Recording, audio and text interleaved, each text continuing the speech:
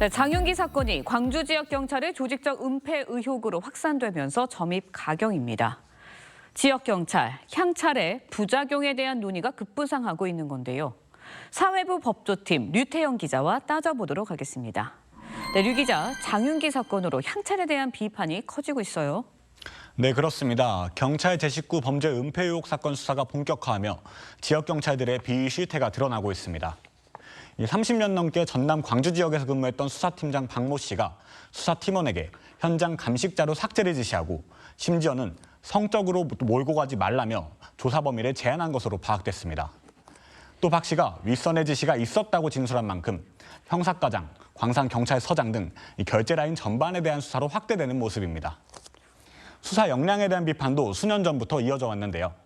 지난 2022년 부산 돌려차기 사건에서도 부산경찰의 수사로는 단순 묵지마 폭행 정도로만 파악됐지만 이후 검찰 보안 수사로 피해자 옷가지에서 가해자의 DNA가 발견되며 성폭행 혐의가 드러날 수 있었습니다.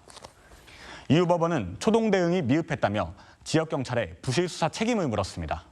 네, 향찰의 지역 유착이 문제가 되고 있는 건데요. 결국 구조적인 문제겠죠? 네, 그렇습니다. 학연, 지연, 혈연, 근무연으로 얽히게 되는 근무 형태가 이 구조적인 원인으로 꼽힙니다. 현재 경찰은 경찰서장급인 총경에게만 순환 인사를 적용하고 있는데요. 그 아래에서 실무를 맡는 간부인 경정, 경감 등은 특정 지역에서 장기간 근무할 수 있습니다. 한 지역에서 오래 알고 지내다 보니 이 끼리끼리 봐주는 문화가 생겨난 건데요. 한 경찰 간부는 지역에만 있는 경감과 경정들을 지역 유지급이라면서 특정 지역에서 왕노릇하는 향찰들이 있는 게 사실이라고 했습니다. 네, 상황이 이렇다 보니 정부가 서둘러서 대책을 내놨어요. 네, 그렇습니다. 향찰에 대한 비판 여론이 커지자 행안부가 지난 16일 대책을 발표했는데요. 한번 들어보시죠.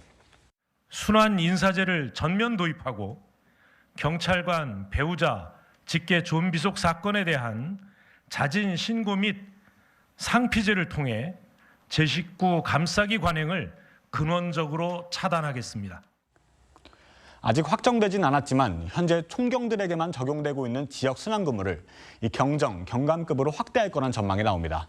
네, 순환근무제 도입 카드를 꺼내 들었지만 결국 문제는 실효성일 것 같습니다. 현실적으로 가능한 건가요? 그렇지 않다는 게 전문가들의 중론입니다. 먼저 순환인사제 확대를 두고 전문가들은 현실에 맞지 않는 탁상행정이라고 지적했습니다. 사실상 경정 이하 경찰관들인데 그런 경찰관들의 지역 연구에 따른 그런 경찰 활동의 장점이 오히려 감쇄될 수 있습니다. 이건 형사과장, 수사팀장을 맡는 간부들이 단기간에 바뀌다 보면 이 첩보 수집이나 수사 능력이 오히려 약화된다는 지적입니다. 전국 경찰직협도 보여주기식 정책이라며 정면 반발했습니다. 이 정부가 보안 수사권 폐지를 전제로 하다 보니 쉬운 길을 놔두고 어려운 길로 간다 이런 비판도 나옵니다.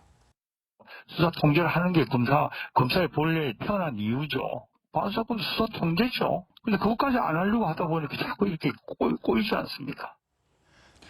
지역경찰의 수사 능력을 보전하면서 이 장윤기 사건과 같은 비리를 막을 확실한 방법은 검찰의 보안 수사권이란 겁니다.